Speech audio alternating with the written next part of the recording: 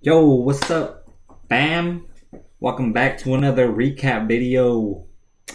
Today I traded comms because well, there's a lot of movers today. It's October 25th, 2021. And for some reason, freaking bunch of gappers out of nowhere.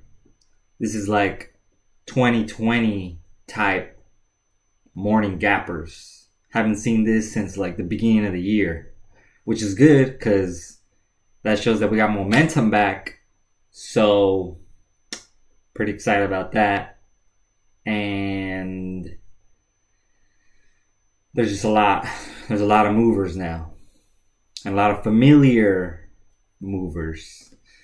So yeah, let's just get into it.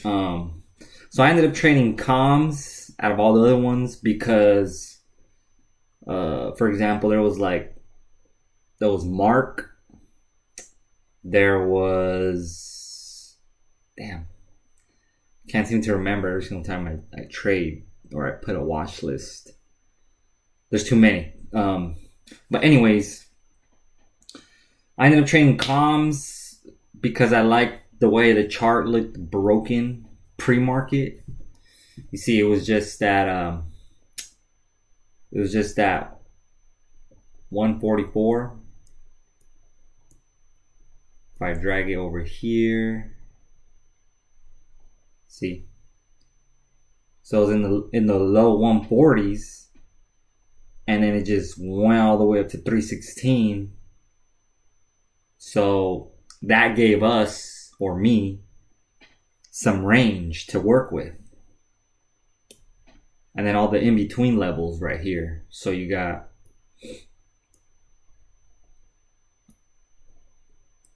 $2 key level, 220, 248, 250s kind of resistance right here.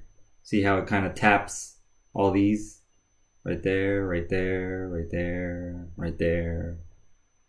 Previously support here, and then you got resistance at 265 right there, right there, right here, and then the next resistance 287 right there, over here, and then you got your top, basically 316 right there. Boom, tested it twice.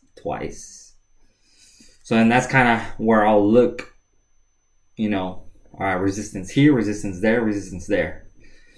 And then I use those as an ideal, alright, this is when I want to start shorting at, those resistance lines. But I'll scale into those resistance lines. So maybe I'll use 10% at the first resistance line, 15% at the next one, 20% at the next one. So that way it builds my position, but I'm not in full size. And then once the stock shows that it's reversed, then I can add the rest. But sometimes it doesn't work that way because these things just end up dying out the open. They'll just break the main support, boom, and then just flush. So that's kind of the situation with comms. So let me show you what happened. My entries and exits. So near the open, it was hanging around 220s, a little bit under it. So I told myself, all right, let me start. If it goes to 220, I'll start some feeler orders there. I wanted to get, see, because it had gone all the way down to 2, and then it looked like it was about to pop back up to 220, and then maybe 230s, and then 250s, but it didn't get there. And that could have been due to the fact that there was a bunch of other movers that didn't create enough volume for it to spike up that much. But the thing is also that comms, Mark, CRDT, that was another one. they all just failed out the open. Fucking market opened and then woof, everything just dropped. Seller pressure is on. So I was like, all right. It dropped below 2, which was the pre-market support. So then it turns into pre-market support break setup. So I was like, all right, let it break 2 and let me scale into like 190s, under 2, maybe a little bit over 2, but it didn't even get to 2.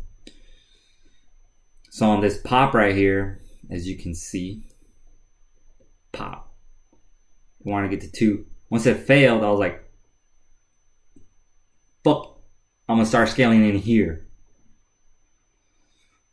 Threw some on there. It was looking weak. Threw some more. It was looking weak. Threw some more. Broke that first low. Added more. And then kind of just consolidated. A little pop back to 190. Failed. Added more here on that after that failed. And then popped to 180. Failed again. Added more.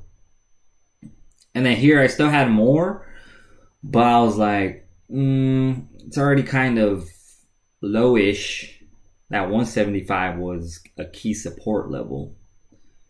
But I didn't want to add there because then it was going to screw up my average. So I was like, you know what? Just forget it. I'm gonna just let it do its thing. Let it hit my targets. And then, I'll just start piecing out. Then we got this pop back over 180. I was like, nah, I'm going to risk 191. Failed. I was like, bet. Broke that low, so I started covering in case it reversed on me right there. And then same thing again, it did reverse a little bit. Popped back over, came back down. I was like, you know what? Secure some more. Did the same thing again, popped back over and over that previous high. Broke down, and then boom, here we got our low lows. Cover some in the 165, 163, 160, 168, 165s. And then it kind of just consolidated here for a good minute. I was looking for it to go red on the day, but 158, but it didn't get there. So it just consolidated. So as it kept making little higher highs, I was like, you know what, I'm gonna piece it out, because if this thing just goes back to 180, I'm gonna take no profit and it's gonna hit my break even price. So I just said, fuck it, I'll just start taking them off right here at the 170s. And then it kind of just consolidated for a while. And I was like, all right, this thing's not gonna break down. I'm just gonna take it off if it breaks back over this high. So I took it off there. Luckily, got out right before that. Fat rip. Saved myself. And then it just failed again. But yeah, see, pretty simple. Nothing crazy. But that's what I was able to catch today. Everything else, once it failed like that, I was like, I didn't want to really chase, so that's why I didn't really end up touching the other ones. But that's it for this one.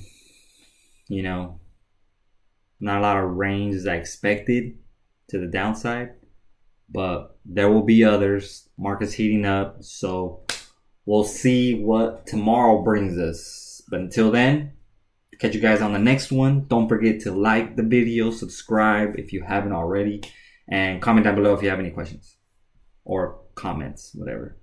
But yeah, peace next time.